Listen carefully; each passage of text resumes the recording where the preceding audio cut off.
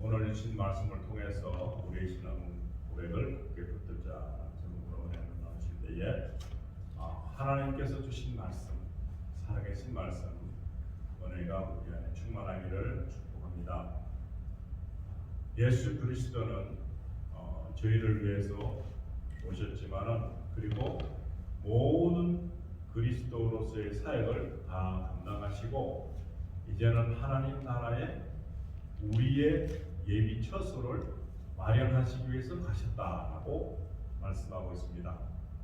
근데 우리는 오늘 이 히브리서 4장을 보시면은 많은 사람들이 그리스도와 함께 안식에 들어가 있는 것도 말하고 갈 수 있다고 말씀하시면서 또 하나의 우려점을 나타내고 있습니다.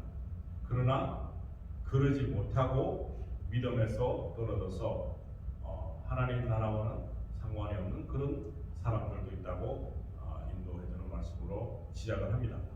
그래서 하나님의 말씀을 믿음으로 믿지 않고 믿음하고 섞이지 않아가지고 섞여지지 않았기 때문에 말씀을 들어도 말씀을 보아도 결국에는 구원에 이르지 못하는 사람들도 있을 것이다 라고 말씀을 1절과 2절에 이렇게 보여주고 있습니다.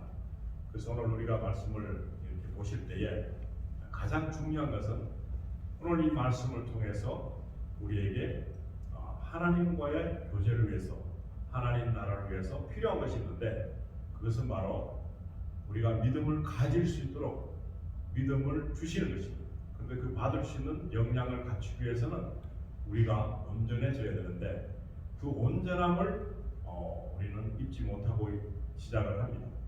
대다수가 죄로 인해서 하나님과 관계가 온전히 이루어지지 않았기 때문에 그 모든 죄의 원초적인 문제를 해결해 주시는 예수님의 그 인도하심, 예수님께서 오신 목적도 그렇지만은 우리가 하나님 앞에서 범죄를 했기 때문에 그 범죄를 한 이후로는 어떤 삶이 되는가 하면은 영적으로 보면은 바로 된 삶이 아니고 굴절된 삶이다. 그리고 온전하지 못하다, 부족하다. 그리고 죽은 영이 죽었다 이렇게도 표현을 합니다. 그래서 이제 오늘 주신 말씀을 보시면 히브리서 4장 12절에 하나님의 말씀은 살아있고 본능이 있으며 양날 달린 어떤 금보다도 예리하다 그렇게 말씀하십니다. 이것을 이제 보면은 어떤 생각이 드냐면 우리는 이런 일이 있다 하는 것은 권능이 있으신데 양날 달린 그 칼이라고 봅니다. 그렇기 때문에 예리한 칼을 이렇게 비유로 말씀하셨는데 우리가 우리에게 이런 칼이 필요할까요? 그것은 우리가 상해 있다는 것이죠. 그리고 우리가 지금 온전치 못하다는 것은 하나님과 교제할 수 있는 그런 관계 형성이 안 된 것도 물론이겠지만 우리가 몸이 아프듯이 무슨 질병이나 큰 병이 걸리면 수술대에 가서 수술해야 되듯이 그런 방식으로 저희에게 말씀을 소개합니다. 그런데 혼과 영과 및 관절과 골수를 찔러 둘로 나누기까지 하고 또 마음의 생각과 의도를 분별하시는 분이시니 그렇게 말씀하십니다. 이 말씀은 뭔가 하면은 고침을 받아야 되는데 어떤 것을 고침을 받아야 되는가? 하나님과의 관계가 되려면 혼도 갈라져서 쪼개져서 다시금 수술을 받아야 되고 영도 그렇게 되는 것이고 육신적으로 보면 관절과 골수를 찔러서 둘로 나누기까지 하는 그런 치유함을 받아야 된다. 근데 그것의 용도로서는 기본은 말씀이다 하는 것입니다. 말씀이다.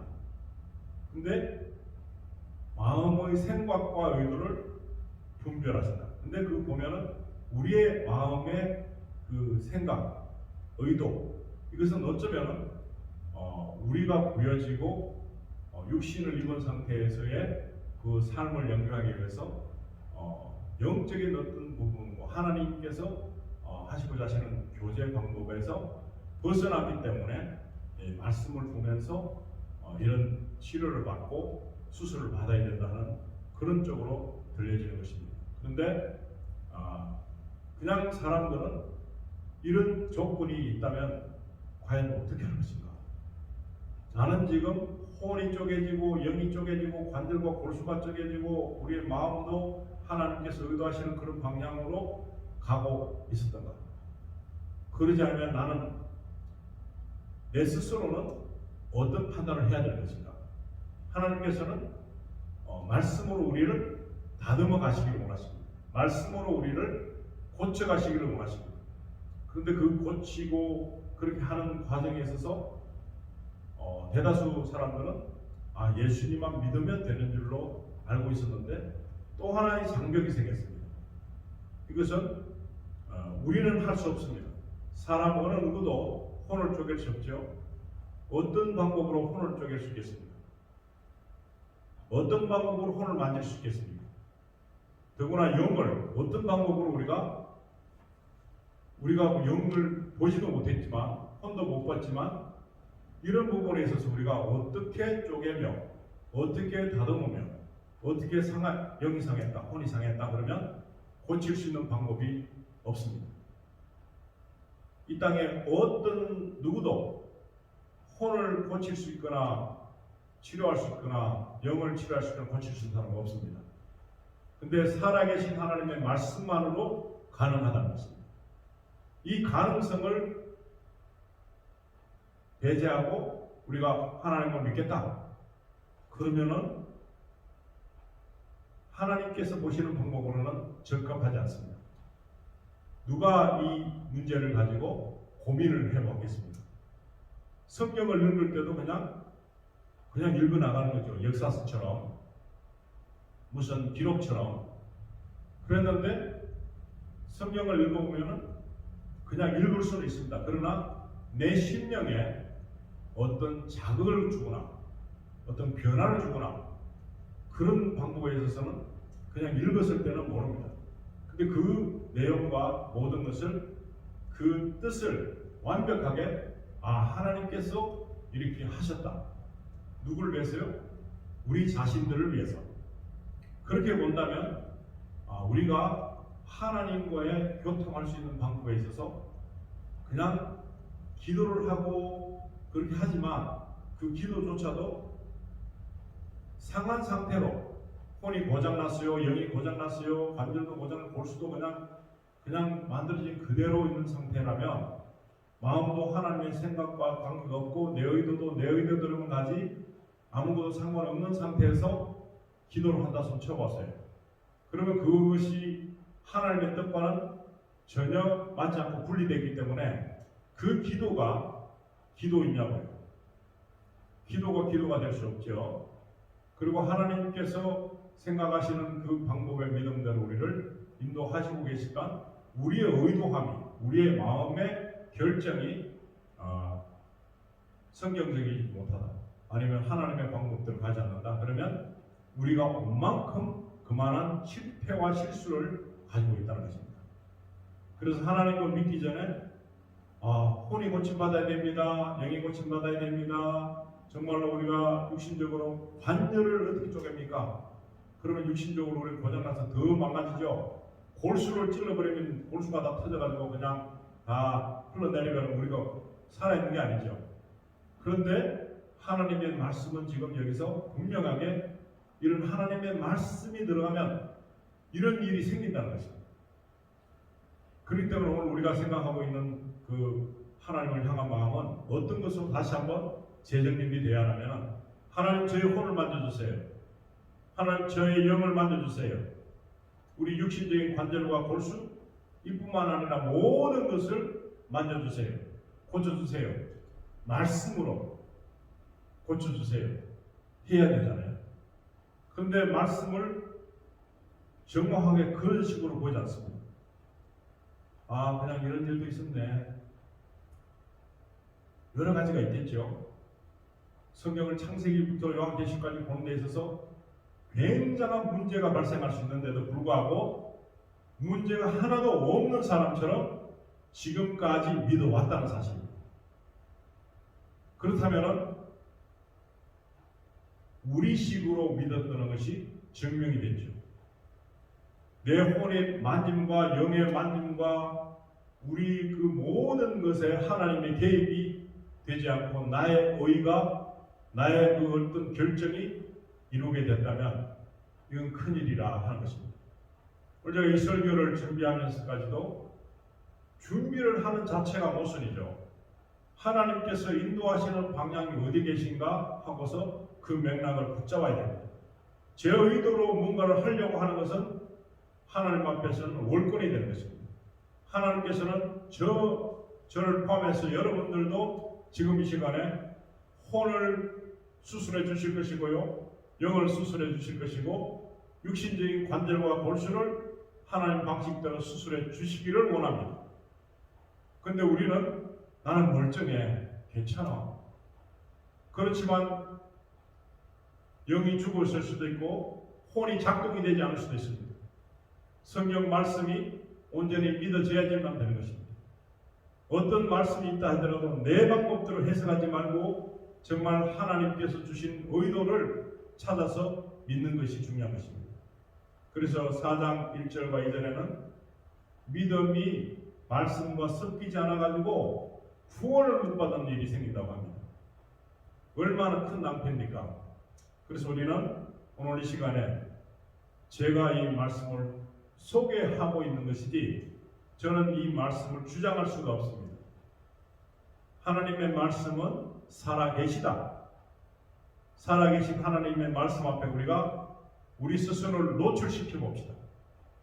우리가 하나님 앞에 말씀 앞에 노출시켜서 나의 모든 생각과 나의 모든 마음에 있는 어떤 결정과 이런 것을 하나님께 노출시킨 것입니다. 그래서 만져주십사, 우리를 고쳐주십사, 우리의 상에 있는 모든 영혼 육이 하나님 앞에 치료를 받기를 원합니다 하고서 내어드리는 그 순간이 필요합니다. 그런 과정을 거치지 않으면 믿음이 생성될 수가 없습니다. 믿음이 생성될 수 없으면 구원하고는 아주 상관이 없는 그런 삶을 살고 마는 것입니다. 그래서 우리는 하나님 앞에 우리가 의도하지 않았지만 감추는 것이 있습니다. 양심에서 나오는, 마음에서 나오는 우리적인 의도, 나의 어떤 의도, 나의 의가 나타나서 내 생각을 주장할 때 성령님은 일을 하시지 못합니다. 우리의 인격 자체를 존중하시기 때문에 마음대로 강압적으로 우리를 막 강제로 우리를 이끌어 가시는 분이 아닙니다. 우리의 의도와 우리의 확인이 필요한 상태에서 우리를 이끌어 가십니다. 허락하신 하에서 우리를 받아주시는 것이지 의로와 내 말대로 이런 식이 아니라는 것입니다. 하나님 나에게 이런 마음을 주시기를 원합니다. 성경적으로 하나님 제가 어떤 기도를 하는 게 제일 좋겠습니까? 저의 바람이 이런 생각은 있지만 하나님 뜻은 어떻습니까? 이래 물어보는 절차가 필요한 것이죠. 그런데 우리는 그렇게 하지 못합니다. 어떤 부분에 있어 갖고는 너무나도 잘 결정을 합니다. 잘 판단합니다. 그런데 그 판단이 틀렸든지 맞든지는 성경으로 통해서 알아야 되는데 우리가 내 마음에 흡족하면 맞는 줄 아는 때가 많습니다. 근데 그것도 정답이 아니라는 것을 말하고 있습니다. 오늘 4장 1절에 보시면 두려워하라 그랬습니다. 두려워하라. 두려워해야지만이 우리 것을 다 내놓을 수가 있습니다. 그리고 그분의 능력을 권능을 알아야 됩니다. 그래서 13절에 보시면 그분의 눈앞에서, 하나님의 눈앞에서 드러나지 아니하는 창조물이 하나도 없고 모든 것이 우리와 상관하시는 그분의 눈에 벌거벗은 채 드러나 있느니라. 우리가 감출 수 없는데도 불구하고 피하고 싶은 것이 있습니다. 이건 아무리 생각해도 내 육신적인 욕심이지 하나님께서 개입을 하신다면 좀 껄끄러운 거, 부적절하다고 생각되는 부분들이 우리 마음속에 있을 수 있습니다.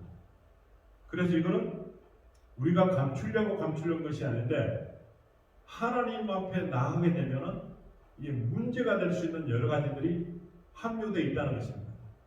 그래서 그거를 더 이상 내 스스로도 다시 밝히고 싶지 않은 그런 우리의 수치감 여러 가지가 있는 것이죠. 욕심과 여러 가지 있는데 그것을 우리는 모른 채 한다 할지라도 하나님 그분께서는 다 알고 계시다 하는 것에 인정을 해야 됩니다. 그렇게 인정을 하다 보면 이런 생각도 들죠. 하나님 다 아신다면서 꼭 내가 이런 어떤 자책하는 것과 수치를 기도로 해야 됩니까?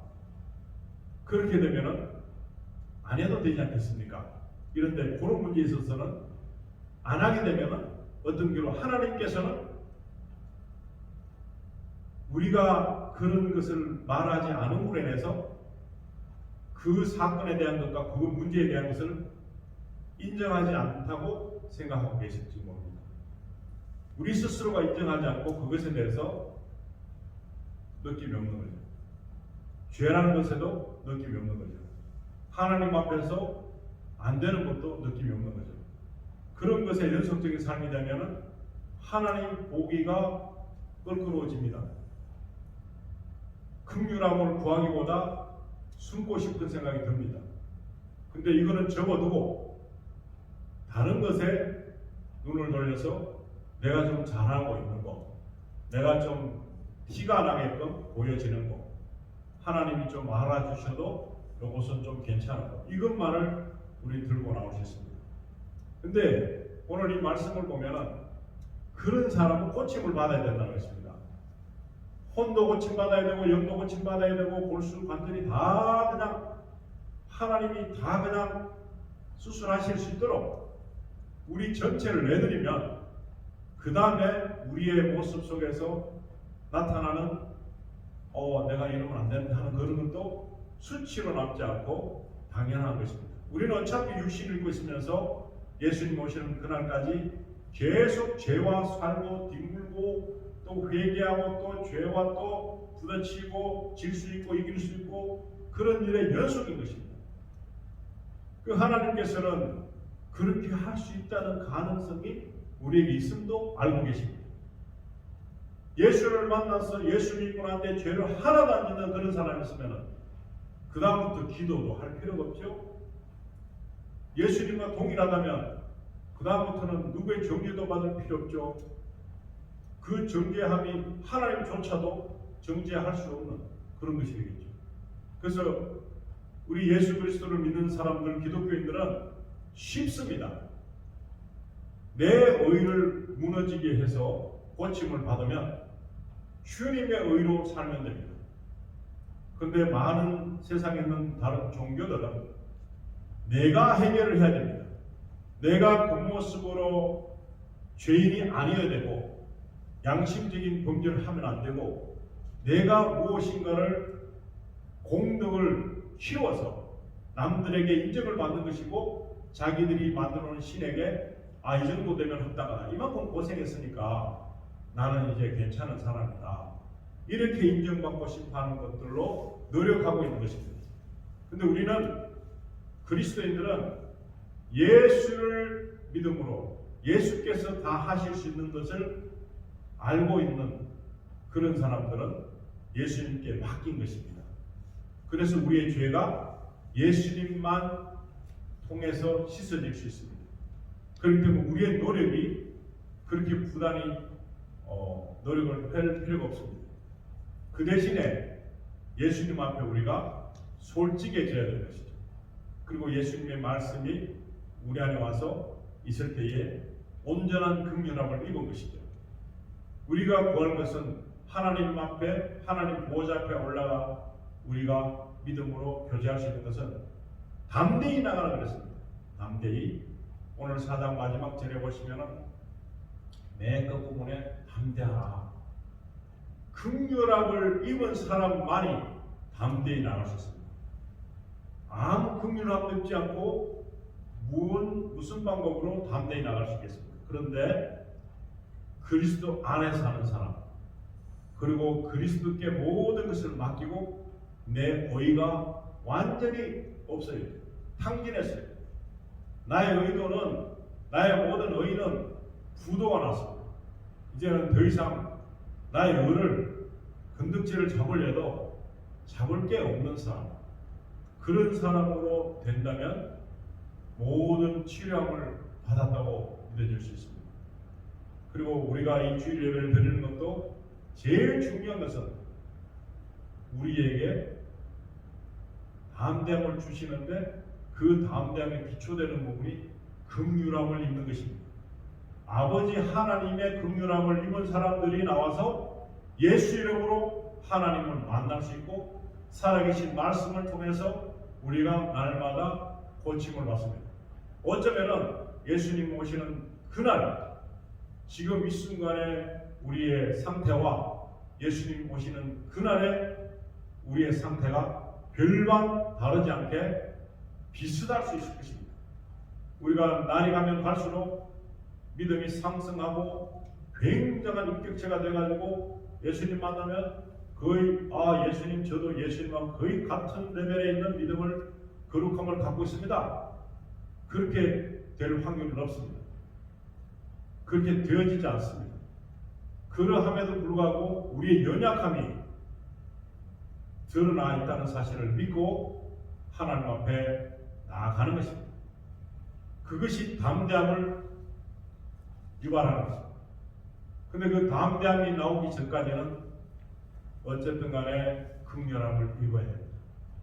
말씀 가운데서 우리의 육신에서 아무리 거룩성을 말하고 거룩함을 우리가 자처한다 할지라도, 행동적으로 나타난다 할지라도 우리의 살과 피와 우리 뼈와 이런 것이 다 하나님 마음에 드시게끔 거룩하게 되지는 못할 것입니다. 그래서 날마다 우리는 간구해야 됩니다. 하나님, 저에게 긍휼함을 주시옵소서. 저에게 긍휼함을 주셔서 우리가 혹시 하나님께서 혼을 고치시고 수술하셨더만 우리 또 옛날 모습으로 돌아가고 또 그 과거를 범했던 것처럼 똑같은 일을 우리가 실패로 할 수 있는 그런 일들이 얼마나 많이 있습니다. 너무나도 많이 있는 이 우리의 연약함을 하나님 도와주세요. 성령께서 도와주세요 하는 것입니다. 내 딴에는 열심히 하고 모든 것이 다 완벽한 것처럼 보이는 그런 순간들도 있을 것입니다. 우리의 만족도는 일어날 수 있을 것입니다. 겉으로 안으로. 그러나 하나님께서 보시는 것은 예수님이 빠지면 우리의 거룩은 거룩도 아니고 우리가 가지고 있는 어려움도 어려움이 아닌 것입니다. 근데 그것을 모르고 믿음의 어느 시점에 가면 너무 내가 스스로 자랑스러운 그런 때도 있을 것입니다. 신화의 교만이 생길 수도 있을 것입니다. 그것조차도 알고 계시다는 것입니다. 그렇기 때문에 말씀을 봤는데 레벨마다 틀려요. 예전에 아주 믿음이 없을 때 보았던 그 성경 말씀에서도 은혜를 느끼지만 말씀 다 알죠. 그러고 나서 나중에 성경 말씀을 다시 봤는데 지금은 예전보다 더 성숙한 믿음을 가지고 있는 수준이지만도 그 속에서 또 발견하지 못했던 하나님의 놀라우신 은혜가 말씀 가운데 또 나타나고 드러날 때 결국에 이 연약함은 하나님 앞에서 내세울 수 없는 그 완벽함이 없죠.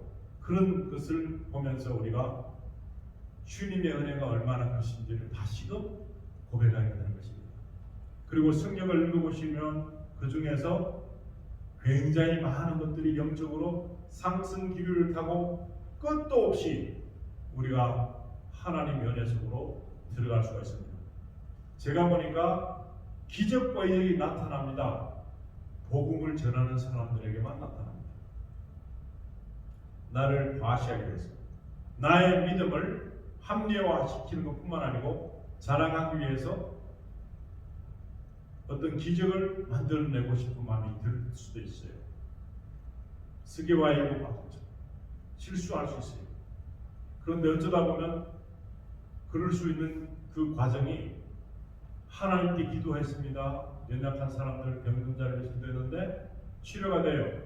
눈에 보일 수 있는 그런 어떤 결과물이 있을 수 있습니다. 그럴 때에 속으로 이런 일이 있구나. 아니 나도 이거 할 수 있네. 근데 그 배경에는 누가 계십니까? 하나님 아버지가 계신데 모든 공로가 내 속에서 자랑함으로 이루어질 수도 있는 경험을 저도 해봤습니다. 그랬을 때 하나님께 드려야 되는 영광이 갈취되는 거잖아요. 그것은 다시 말하면 마귀가 왜 하나님을 배반을 했습니까? 자기의 영광을 위해서 그 마귀도 피조물인 것입니다. 우리를 섬기게 하기 위한 하나님의 계획 속에서 피조물인 것입니다. 근데 하나님과 동등됨을 한번 자랑해 보려고 하다가 하나님께서 저주하셔서 그들은 쫓겨나게 된 것입니다.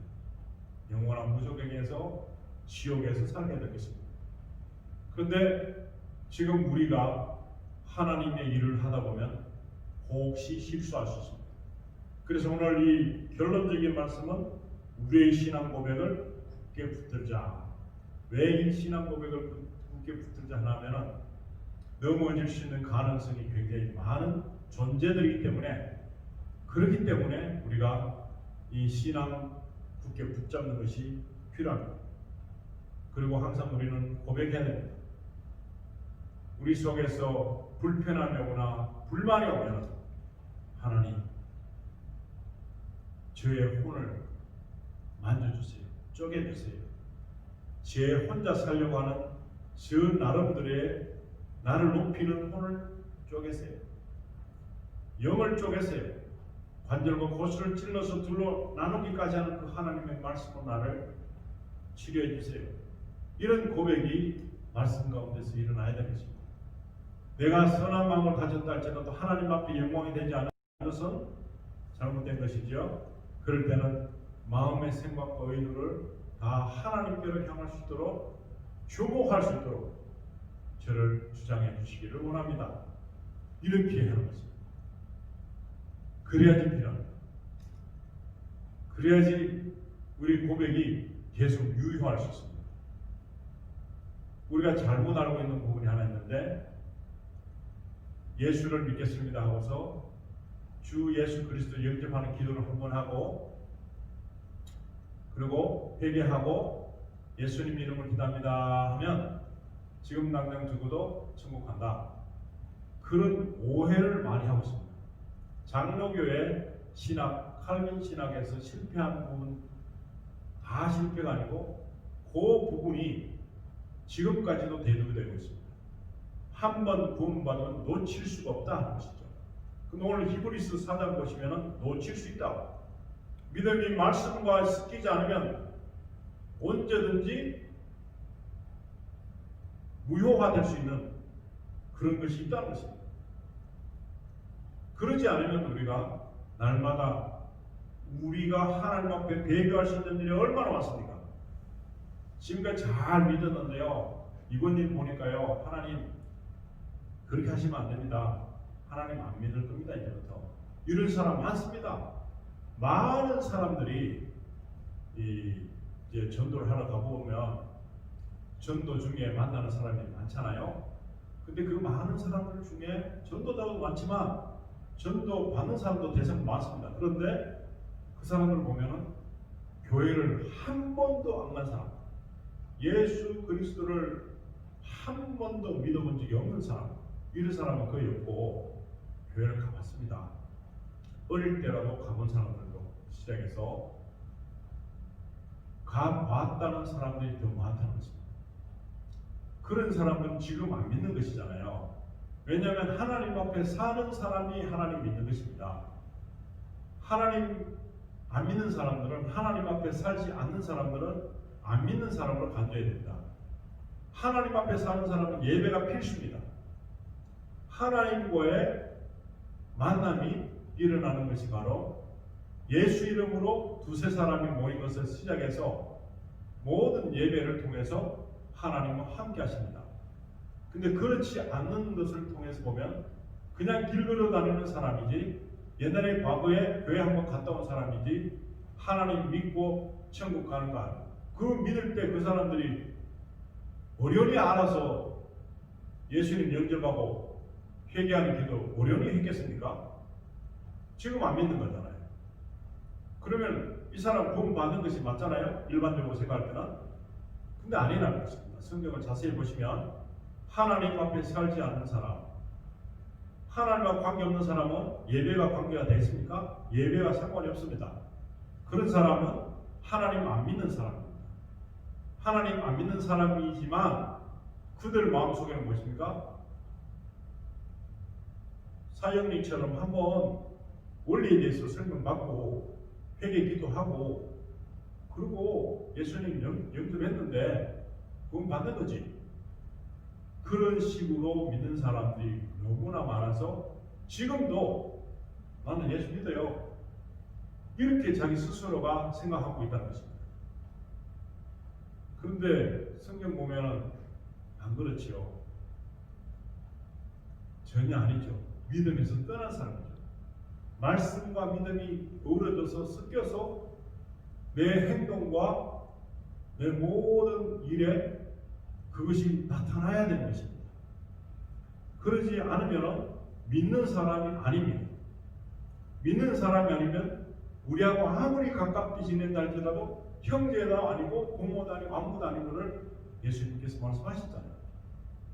그렇기 때문에 우리는 우리의 신앙 고백을 굳게 붙들자 하면은 내가 예수님 올 때까지 오시는 그 순간까지는 내 예배를 빼면 안 될 것입니다. 내 삶 자체가, 걸음걸이 자체가, 내 호흡하는 자체가 예배의 연습인 것입니다.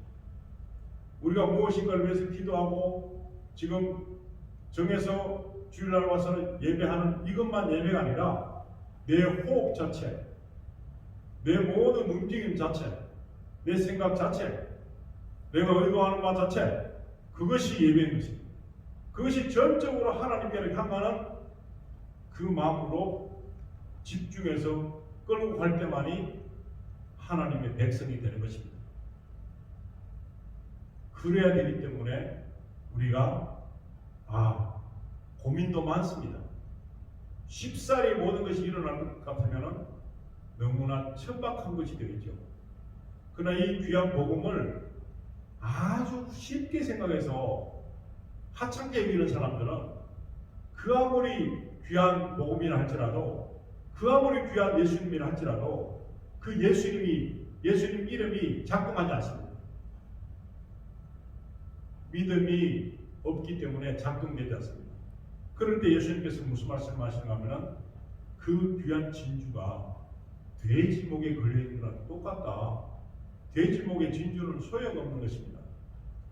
그렇기 때문에 그러면 안 됩니다. 너무 귀중하다 복음은 그래서 그렇게 하찮게 여기는 그런 존재가 아니라는 것을 예수님께서 누누이 말씀하십니다. 마지막 14절에 보시면 그런즉 우리에게 위대하신 대제사장 곧 하늘 안으로 들어가신 하나님의 아들 예수님이 계신 줄 알므로 우리가 우리의 신앙 고백을 굳게 붙들자. 아멘. 예수님이 살아계신 것을 인정하지 않는 부분들이 우리 삶 속에 나타납니다. 아침에 일어나면 Good morning Jesus 할 수 있잖아요. Good morning Holy Spirit 할 수 있잖아요. 예수님이 안 계시다 생각하면 상관없어요. 그냥 내만 가면 돼. 성령님이 함께 계신 사람들은 항상 성령님에게 좀 바보 같은 모습이죠. 맛있는 음식을 먹어도 물 작은 잔 한 잔 마셔도 감사가 있죠. 이 물 참 맛있습니다. 예수님 할 수도 있는 거죠. 공기 참 맛있습니다. 이 공기가. 우리는 밥 먹을 때만 유독 기도하려고 막 그러는데 그것만 우리를 살리는 게 아닙니다. 공기도 살리고 물도 살리고 다 우리가 볼 수 없는 과정에서 우리를 돌보신 하나님께서 계속적으로 지속적으로 제공해 주십니다. 그 제공해 주심을 인정하라는 거죠. 인정. 하나님 주십니다 하는 것입니다. 예수 믿는 사람은 저절로 있는 거지. 산에서 물 내려오면 그거 뭐 공갈새 매겨서 그냥 공짜예요 뭐. 근데 그것이 생기는 그 저절로 된 겁니다. 공기도 저절로 된 줄 압니다. 저절로 된 게 하나도 없어요. 저절로 된 건 하나도 없습니다. 의도적으로 하나님 계획 속에서 모든 것이 됐습니다. 오늘 이 시간대 우리의 피를 돌게 하시는 분이 하나님이십니다. 그걸 믿으십니까?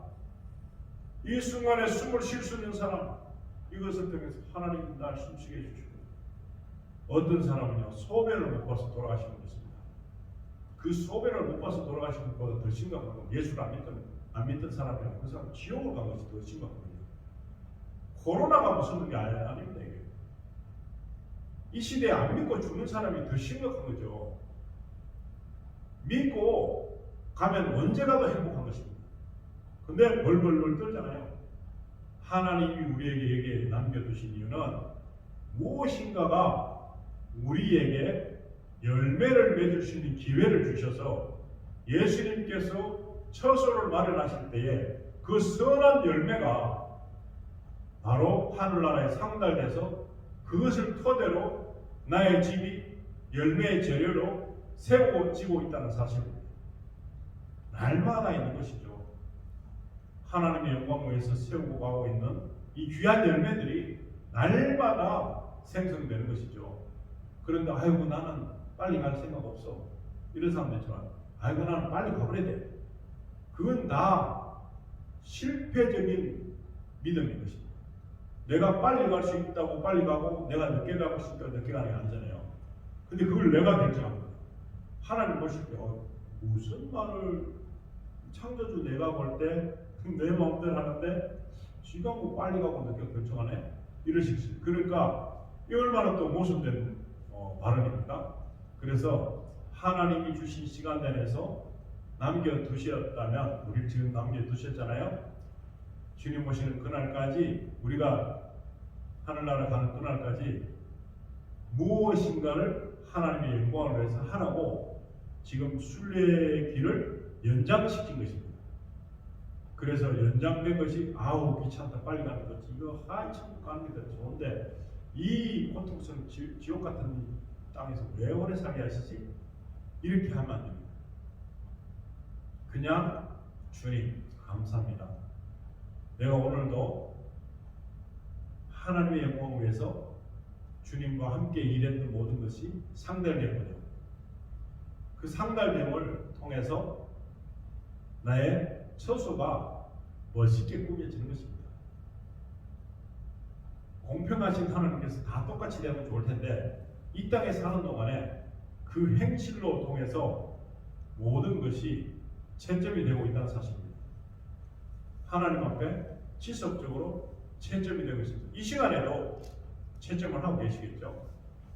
얼마나 많은 마음의 의도를 나에게로 돌리고 있느냐, 하나님께로 우리의 의도를 돌리고 있느냐 보시겠습니다. 그 제가 생각하는 것은 결단입니다. 결단. 나는 어떤 일이 있어도 어떠한 상황이 생긴다 할지라도 나 하나님만 붙들 거야.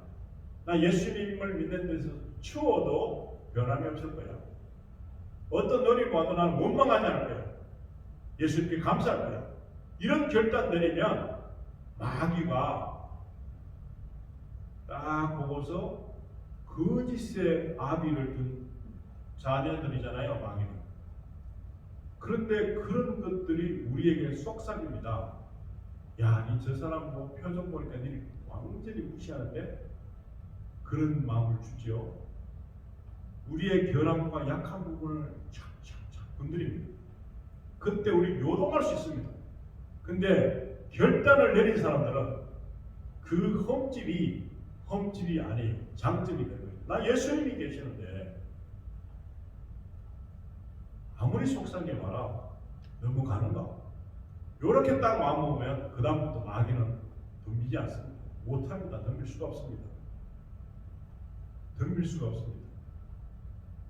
우리를 하나님께서 어떻게 생각하실까요? 우리가 만약에 이 세상을 떠났다, 우리가 어디 묻혔다, 아니면 우리 가로 부러졌다, 그랬을 때에 어떤 죽은 사람, 근데 이 사람은 살려야 되는데 죽은 사람이 있을 수 있죠. 그러면은 그 사람을 우리 주변에 던졌으면 그 사람이 살아난다면 예전에 우리 선지자처럼 선지자가 죽은 묘 옆에 죽었는데 묘 옆에 어떤 죽어버린 사람이 병자들이 그 위협 받는데 나와버렸어요. 다시 살아났어요. 에스겔 골짜기에도 그런 일이 생겼죠. 그런 여러 가지 일들이 생길 때에 기적 같은 일들이 성경에 많이 쓴다. 근데 그걸 안 믿으니까 우리에게는 안 일어나요. 원래 기절할 것 같으니까 하나님은 안 주시는 거예요. 근데 일어납니다. 계속해서 믿음이 없는 자에게 증거로 보여주기 위해서 계속 나타납니다. 그래서 우리에게 우리가 손을 얹은 적 병자들이 나을 수 있습니다. 우리가 형체도 모르게끔 화장해 그냥 제로 날아가고 뼈가루도 다 녹아버리고 그렇게 한다 손 치더라도 하나님은 우리를 육신까지도 재창조해 주십니다. 어떤 모습의 육신인지 몰라도 육신 영혼을 그대로 다시 세워주실 수 있고 만들어 주실 분이 하나님이십니다. 근데 어떤 목사님이 과장하면 절대로 천국 못 가요. 그런 말을 하는 성도를 제가 만났습니다. 그분이 그 목사님에게 반감이 생겨서 저는 죽으면 무조건 화장해 주세요. 화장했습니다. 근데 목사님들조차도 안 믿는 부분이 많습니다. 성경에 나오는 부분은 안 믿습니다. 믿음이 동하지 않았습니다. 그러면 믿음이 약한 거죠. 지금 많은 사람들이 이 땅에 있지만 정말로 하나님이 마음에 들어 하시는 분이 전 세계에 몇 명 있다고 생각합니다. 우리가 가상적으로 몇 명 있다고 생각합니다. 그 몇 명 중에 내가 포함이 되어 있다고 생각하시는 거예요. 내가 포함이 안 된 그 몇 명 진짜로 리얼 크리스천 했을 때 예수님 오시면 정말로 너무너무 그냥 포옹할 수 있는 그런 믿음의 완벽한 그런 예수님도 만나고 싶어서 우리를 만다리 하는 그런 마음을 가진 사람이 이 땅에 몇 명이 있겠습니까? 근데 그 숫자 속에서 내가 빠져있으면 불행한 것입니다. 불행. 우리가 세상에서 지금 여러 가지 정치적으로 그런 거 하나님 앞에서 배교하는 거 정치적으로 교회에서 와서 그런 하는 거 옛날부터 있었습니다.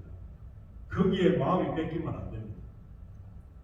아무리 소리치고 난리쳐도 진리가 바뀌지 않기 때문에 우리는 주님 앞으로 가는 마음이 절실하게 일어나야 되고 긍휼함을 받는 것이 우리 안에서 몸부림을 쳐야 됩니다. 긍휼함을 못 받았으면 나는 아직도 영이 데미지나 있고요, 혼이 데미지나 있고요, 내 마음이 주님 앞을 향하지 않아서 나는 어쩌면 주님도 나를 도외시하는 그런 사람으로 전락하지 않을까 불안해해야 하는 것입니다. 지금 교회 다니는 사람도 많습니다. 그러나 그것으로 불안해하는 사람 한 명도 없을 수 있습니다. 그곳에 예수님이 안 계실 수 있습니다. 심지어 예수님께서 교회 못 들으시고 파킹나서 계시잖아요. 우리 교회는 내 안에 성령님을 모시고 한 주간 살다가 주일날에는 그 모든 것이 예배했지만 주일날에는 보고하는 주님 저 왔습니다. 주님과 함께 하는 삶도 그 모든 한번 잘 또 이렇게 정산해보죠. 잘못하면 고쳐나가고 그 충전하는 교회입니다. 충전. 내가 말씀으로 충전해야 됩니다. 다시 혼이 고장났으면 치료받고 말씀으로 골수가 쪼개져서 다시 치료받고 그렇게 계속적인 치료함이 일어나는 그런 귀한 예배가 주일 예배가 되는 것입니다. 항상 평상시 예배도 중요합니다. 내가 성경 보는 순간, 내가 찬양하는 순간 너무너무 중요합니다. 이런 순간들 속에서 승리하시고 그 승리하심을 바로 우리의 신앙 고백을 굳게 붙드는 그것으로 열매가 자라는 것입니다. 맺어지는 것입니다. 그 열매 맺는 삶을 살기를 소망하는 우리들에게 주님은 분명히 도우심을 주실 줄로 믿습니다. 저와 여러분이 그런 도우심으로 이제부터는 새롭게 성경을 보시고 새롭게 주님 주시는 놀라운 기적, 나의 모든 마음을 고치시고 나의 모든 육신을 고치시는 그 주님이 나와 함께해서 반주는 긴가민가 하는 게 아니라 100% 분명히 주님이 함께 하시고 기다리시고 나의 지난주의 삶을 정상한 일에 정말 주님께서 칭찬하시는 그런 일들로 만들어지는 그런 역사하심이 우리에게 있을 줄로 믿습니다. 그런 축복이 충만하시기를 예수님 이름으로 축원합니다.